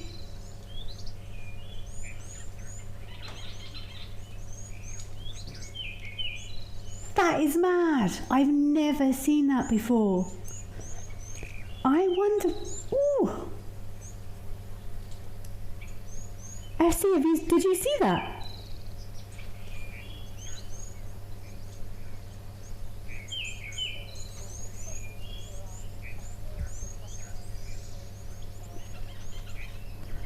No, that's okay. We'll find another elephant.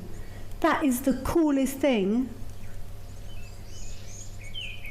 That was an amazing sighting for me. I've never seen that before, and it was completely random, and we just happened to be there at that time. I have never seen an elephant back down from many things, but that is quite a small crocodile that just chased that elephant.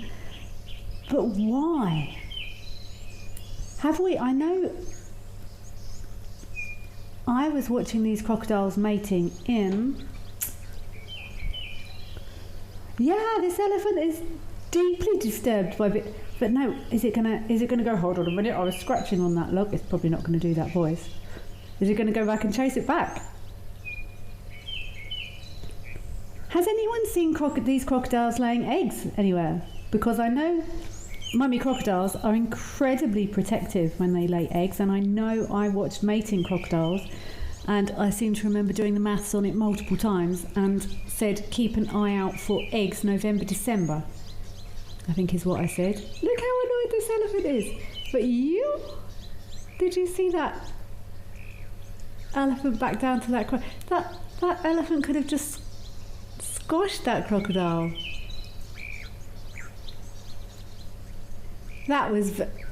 He's still thinking about how to handle it. No, it's just having a bit of a dust now. We often see animals, it's called displacement behaviour, same dogs, same in elephants. Lots of animals will sort of pretend to be doing something else when they're actually trying to work out what to do. Sniffing is particularly well known in dogs, like if they're a bit upset about something, they'll put their nose down and have a little sniff rather than deal with the situation. This elephant, I think that dusting was displacement behaviour, not really wanting to dust but a little bit upset, and then rather doing something else while he works out what to do. But look how he's kicking.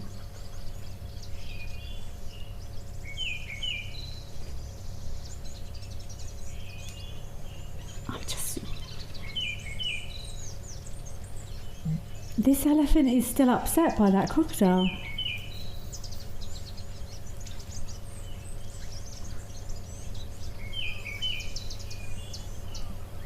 Okay, that's looking a little bit more like normal dusting behaviour.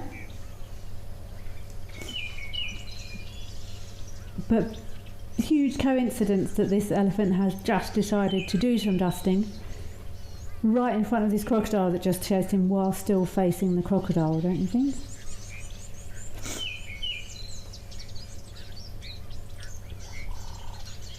It's almost like displacement behaviour in animals. See, it looks like he's settling a bit now. An example of it would be, imagine if you're walking down the street and then you remember that you're supposed to be going in the opposite direction. A human might sort of go, oh, and then they look up and they look around and they like look at their watch and then check their phone and then turn around and go back in the opposite direction because they're not quite sure how to handle the situation. So they'll like do another random thing. There's a bit of a cover. We must keep a close eye on this log though. I've never seen that before. I found that very, very exciting.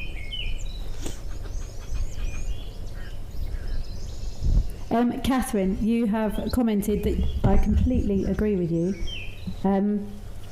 Is asking how much can an elephant drink is a bit like saying how much can a human drink. I could probably, through the course of a day, drink, I don't know, 15 litres if I really tried, but I'm probably not going to.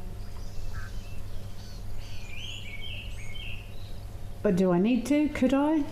Depend on how hot it was. Yeah, exactly. That's a really nice example. Thank you, Catherine. I once got asked the question, how far can a stingbok walk? So I've got no idea. Physiologically, I have no clue. Massive coincidence that this elephant is still happening to be dusting himself right in front of this crocodile. Johann Oberholzen. Okay, Johann, let me try properly. Johann Oberholzer. Johann Oberholzer. You are saying this crocodile must have a death wish. Yeah.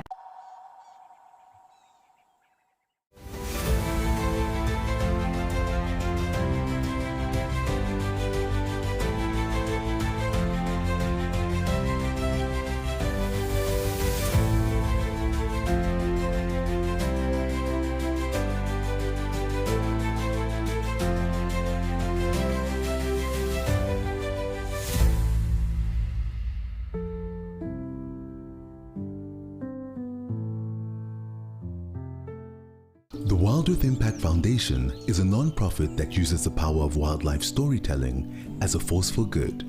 We create sustainable development projects that showcase conservation stories, empower people, and inspire environmental action. As a registered South African PBO, you can make a tax-deductible donation to the Wild Earth Impact Foundation. To find out more, visit our website.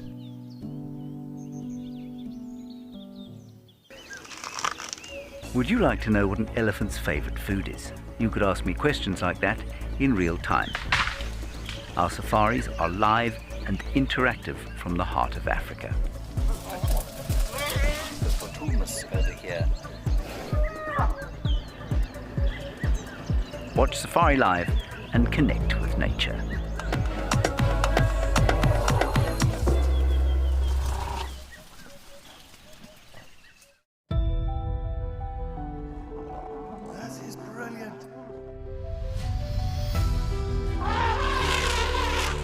Ria, you say the best kind of roadblock? Absolutely. Look at this. Hello, girls.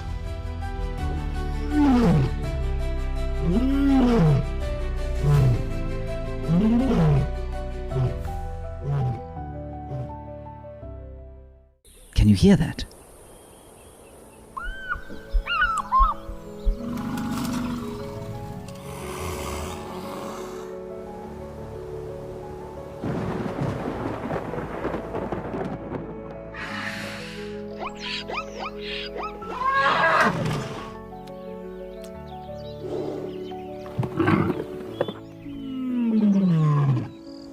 The wild is calling.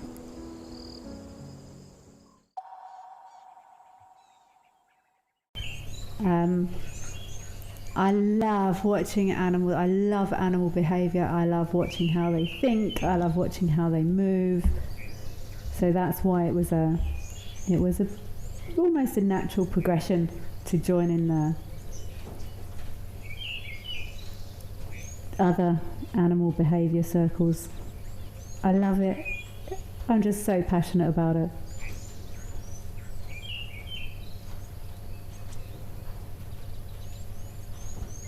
Recycled Teenager UK, hello. Nice to hear from you. I'm really glad you enjoyed the show. Thank you for joining us. We've only got a couple of minutes left.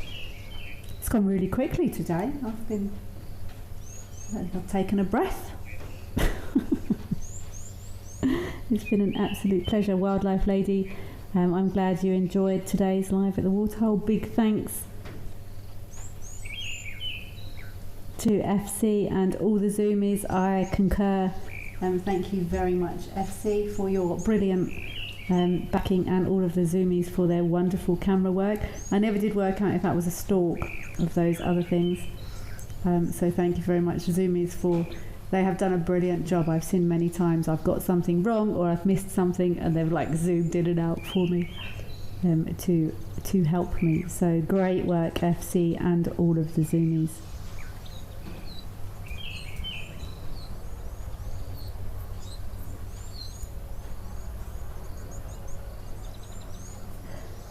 Trixie Rose, I think I do know.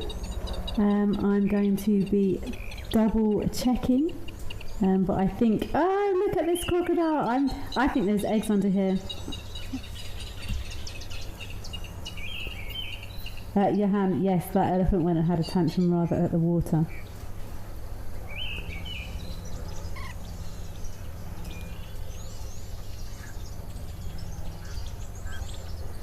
Hello, a person with a Cocker Spaniel. Yes, that's exactly what I do. Please feel free to go to my website, animaleffect.com, and get in touch. I can help you with your Cocker Spaniel. I'm fairly convinced that this crocodile has got eggs here.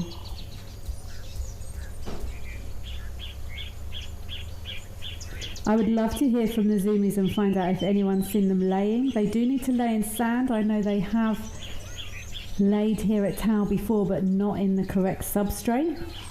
But that was very strange behaviour to me for a crocodile to take a chance chasing an elephant and winning without having a very good reason to do it.